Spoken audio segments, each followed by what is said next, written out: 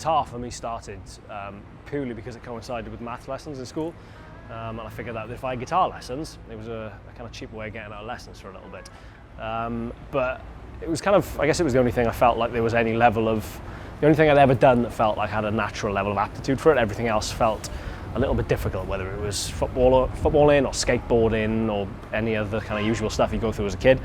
Guitar was the only thing that kind of felt natural, and I just progressed at it quite quickly, which I guess when you're 12, 13 or whatever and you have an incredibly short attention span, if you feel like you're progressing quite quickly, you're going to be infinitely more likely to actually just stick with it.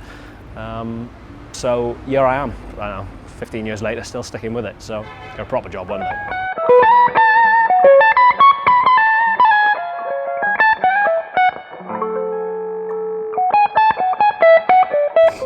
First Victor I played actually would have been at Guitar Breaks, kind of like a guitar school thing I did down Brighton a couple of years ago.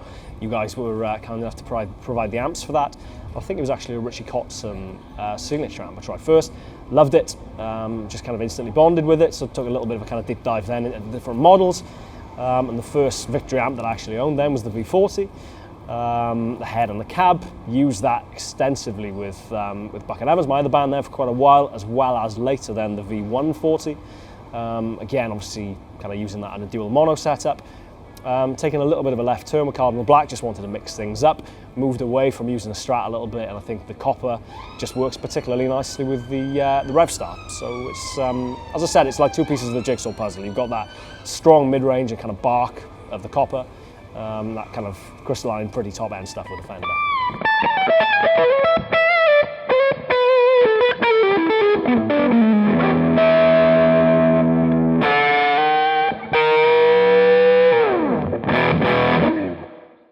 The Copper is running kind of very subtly on the edge of breakup, so if you dig in you get a slight amount of hair, not anything kind of above and beyond that, just because there's a little bit of a kind of disparity then between, I guess ultimately I'm still trying to run the amps clean, quote unquote clean, but at least having a little bit of hair on the note just gives you a little bit of something to play with on stage, you know, which is quite nice, and just a particularly Moorish sound under the fingers.